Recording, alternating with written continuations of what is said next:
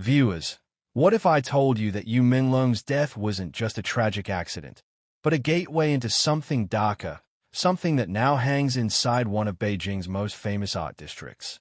In tonight's investigation, we uncover the shocking truth behind Yu Menglong's relics mysteriously hung inside the 798 cube art space, the eerie diary he called Hell Diary, and how these clues might finally reveal the real story behind his death. Stay tuned, because what you're about to hear has been buried for years, silenced by those who wanted this story gone forever. Now, let's dive in. It started with an anonymous tip sent to a Beijing journalist named Lin Xiao.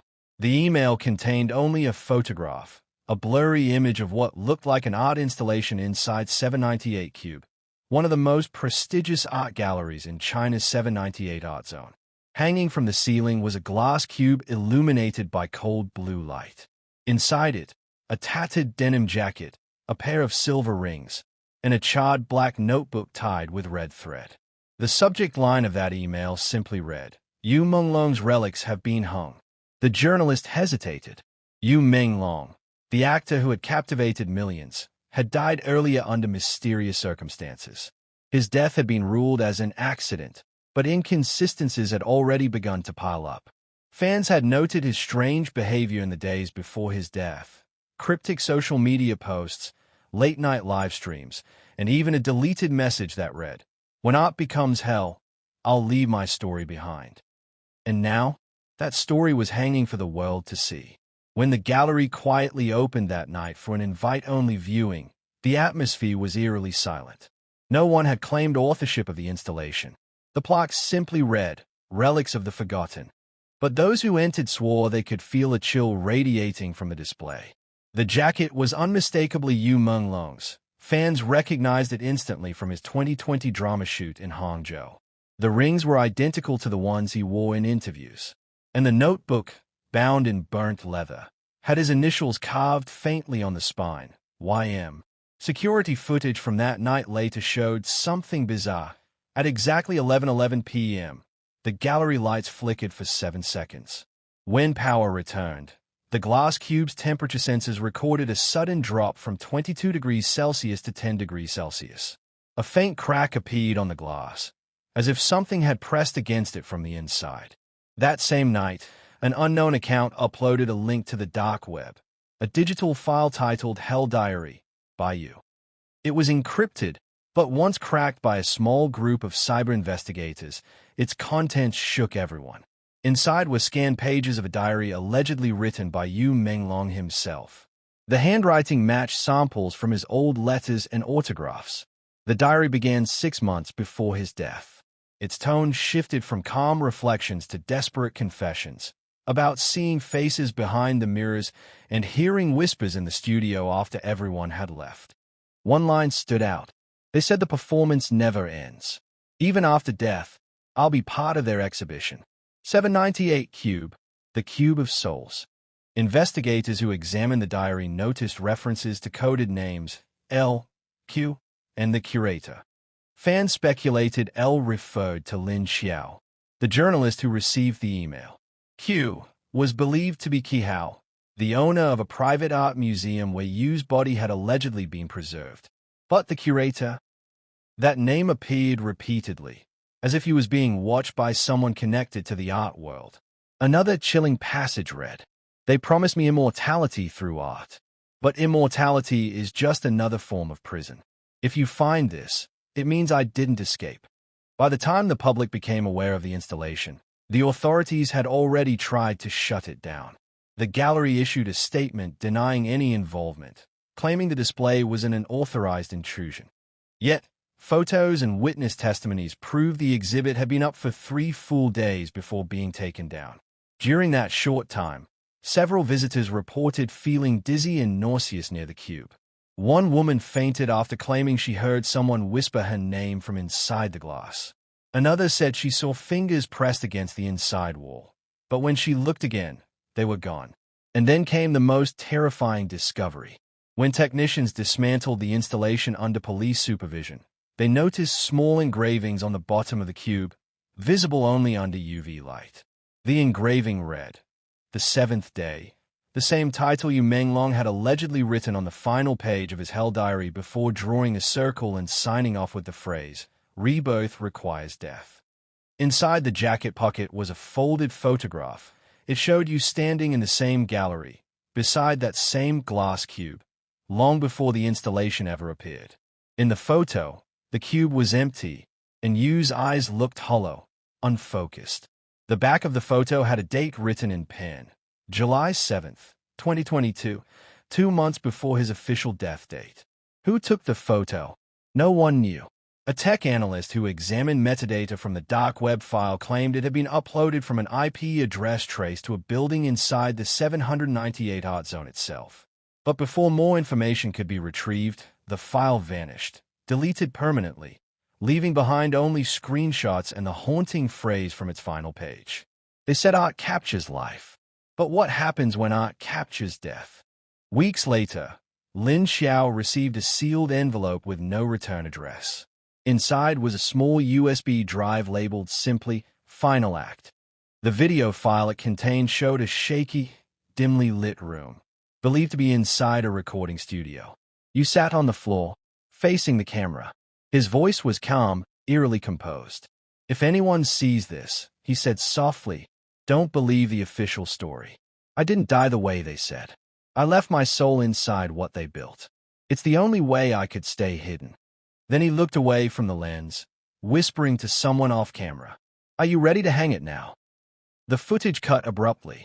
Digital analysts confirmed the file's authenticity. The voice and facial recognition matched Yu Menglong with 97% accuracy.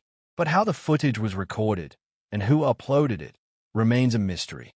Soon after, 798 Cube's management issued a second statement, this time admitting that the Cube installation was part of a private commission from an unnamed artist. They claimed not to know about the relics or diary, stating the items appeared overnight. But the cleaning staff later told a different story. One night before the installation appeared, they saw 2 men wheeling a large crate into the gallery at 2 a.m. They weren't security staff, but they carried an authorization badge with a fake curator's name, Mju. Surveillance footage from that time frame was conveniently missing. The most unsettling part, in a leaked maintenance report, it was revealed that the temperature sensors inside the gallery kept fluctuating only near the cube, rising and dropping rapidly as if reacting to a living presence. On one of those nights, the motion detector recorded movement inside the sealed glass when no one was there. By morning, gallery employees found a faint outline of a handprint inside the cube's condensation. Fans started calling it the Cube of Souls. Others called it Yu Menglong's Requiem.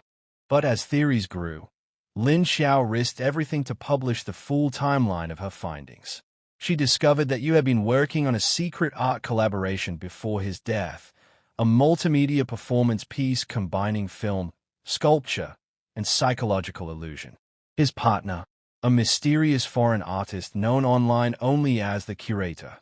Their goal was to blur the line between performer and observer, between life and death. Emails between them, later recovered, showed Yu growing increasingly paranoid. He wrote, "You said this would free me, but every day I feel more trapped. I keep seeing my reflection blink when I don't." In one of his last emails, dated 2 days before his death, Yu wrote a final warning. "If something happens to me, don't let them display my things. They don't belong to this world anymore." And yet, here we are.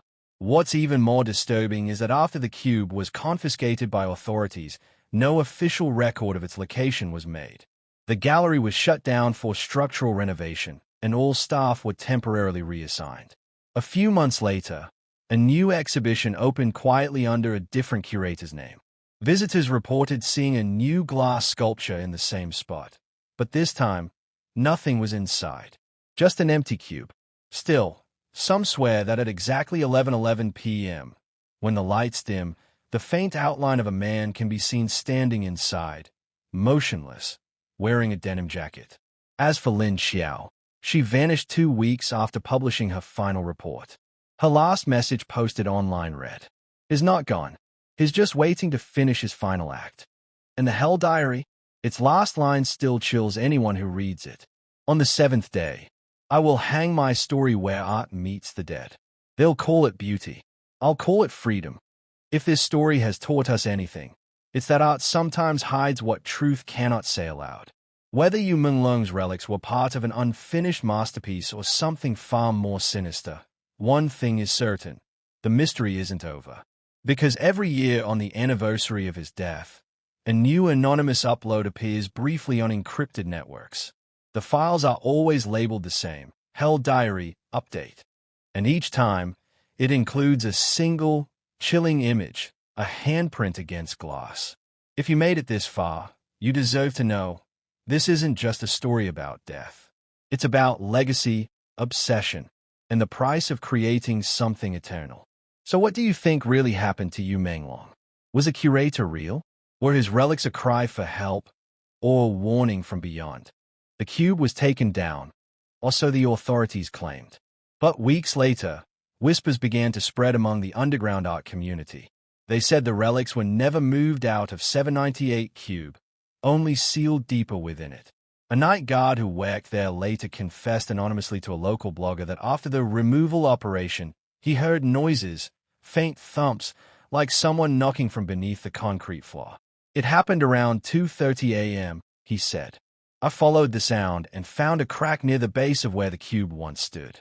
When I put my ear close, I could swear I heard someone breathing. But that wasn't the only strange occurrence. 2 weeks later, a video began circulating on encrypted forums again, titled 798 Cube, Reopen. It was only 47 seconds long. The footage showed the same glass cube, now in darkness, surrounded by faint smoke. At the 21-second mark, a shape slowly appeared inside, a silhouette wearing a denim jacket, standing perfectly still. Then a deep male voice whispered, "I am still here." The voice was analyzed by several audio engineers, who all said the same thing. It matched Yu Menglong's tone, breathing pattern, and vocal resonance by 98%. No one could explain it. Journalist Lin Xiao, before vanishing, had left behind one last unfinished article draft stored in her cloud drive. The file was named The Last Visit. In it, she described sneaking back into the 798 art zone with a friend disguised as maintenance staff. What she found that night, according to her notes, was beyond comprehension. The main gallery was empty, she wrote. But when we approached the restricted section, I heard a faint sound, like pages flipping. I followed it. There, under the floor lights, the cube stood again. The relics were gone, but the cube, it was breathing. You could see mist form and vanish on the inside of the glass. Her friend allegedly recorded part of the encounter. The footage, though blurry, shows what looks like the cube pulsing faintly, like a heartbeat, glowing for half a second, then dimming. And just as they were about to leave, the diary appeared. It wasn't there moments before. A black notebook lay on the floor beside the cube, wet, as if soaked in condensation. Its red thread was loose, the pages damp and smudged. Lin wrote that she opened to a random page, and the ink began to spread as if it were bleeding. The page read, "The cube is not a display. It's a vessel. It holds what art could not kill." The next lines, half erased, mentioned something chilling. "The curator feeds it every 7th day." Lin didn't understand what it meant until the next week, when security guards noticed a stranger entering the closed-off section of the building every Friday night. He wore gloves, carried a black satchel, and never signed in. On the 7th week, the guard followed him, but the man vanished halfway down the hall. The only thing left behind was that same faint smell of formalin. The deeper this story went, the more the world began to realize Yu Menglong's death wasn't the end of his art. It was the beginning of something that shouldn't have existed. Several forensic analysts who studied the leaked Hell Diary noted recurring phrases like "perform until dissolved" and "body as installation." In art terminology, these referred to performance death pieces, controversial experiments where the artist used their own body as part of an art object. But you had taken it too far. His diary described being convinced that his mind could be transferred into reflection, that glass could trap consciousness if prepared under the right temperature and vibration. Scientists dismissed it as delusion, but the eerie precision of his notes suggested otherwise. He wrote, days before his passing. They want to preserve me. I agreed once, but now I see what they mean. It's not preservation, it's containment. I'll never rest if they succeed. The final entry simply said, if the cube breathes, I'm still there. Months later, Beijing's art district reopened for a new season. A fresh exhibition was announced by a new curator named Mo Ju, the same alias used by the mysterious man who had delivered the crate. The event's promotional material featured an eerie slogan, "Art lives where the audience dares not look." When the gallery lights dimmed on opening night, the final display was revealed, a massive glass cube, empty except for faint fog swirling inside. But what caught the audience's attention wasn't the cube, it was the sound. Every 60 seconds, a soft exhale echoed from within. Some called it an illusion. Others said it was a ventilation system. But those who listened closely claimed to hear a whisper inside the rhythm, a single word, remember. By this point, rumors had already spread that the curator had continued Yu Menglong's project in secret. One anonymous insider revealed that before Yu's death, he had signed a contract transferring creative rights and biological contribution to an unnamed foundation, a cryptic clause interpreted by some as donating part of himself to an ongoing art installation. What could biological contribution mean? No one dared to ask. However, one chilling discovery reignited the frenzy. A fan, during the reopening, managed to snap a high-resolution photo of the cube's corner and noticed something carved faintly beneath the glass. Initials, YML. They weren't visible to the naked eye, only under flash. The fan posted it online, and the photo went viral within hours before mysteriously disappearing from all platforms. The official gallery page then went offline for maintenance. When it came back, the exhibit description had changed. It now read, "In memory of those who transcend the limits of form." The cube's temperature sensors, which had previously fluctuated wildly, began recording consistent human body temperatures. People started visiting the cube at midnight, filming TikToks and live streams, daring one another to stay near it in complete silence. A few of those live sessions captured faint human outlines shifting behind the fog, only visible for seconds before vanishing. One streamer, known as At Night in Beijing, recorded herself touching the glass and jerking back instantly. She screamed that it was warm. Later that night, she posted, "I heard his voice in my dream. He said he wasn't gone, just waiting for his next cue." Her account was deleted 2 days later. And then came the letter. A digital letter was sent to multiple journalists across Asia, all with the same title, The Seventh Act. The body of the message contained a single quote, one directly from Yu's diary. "Immortality isn't a blessing. It's the curse of unfinished art." Attached was a video clip. It showed the cube again. Only this time, it was cracked open, light spilling from within like liquid gold. Inside the cube, faint writing glowed across the glass. "Do you still think I'm dead?" Then the video cut out. When investigators tried to trace the IP, it led to a location deep inside the 798 art zone, the same coordinates as 798 Cube's basement storage room, which had been sealed off since the incident. When local police entered the site days later, they found no cube, only a ring of fog still hanging in the air and the faint smell of burning paper. On the ground lay one final object, a silver ring engraved with Yu Menglong's name. Experts have since called this entire sequence a mass hallucination, dismissing it as online hysteria. But too many coincidences remain unexplained. The voice matches, the objects match, the writings, all confirmed authentic. And each year, as the anniversary of Yu's death approaches, something strange happens at 798 Cube. The lights in the main gallery flicker exactly at 11:11 p.m., and a pulse of static echoes through the sound system, like a heartbeat. Staff claim it's a technical glitch, but one night guard who worked the late shift confessed in a whisper. When it happens, the glass reflects him.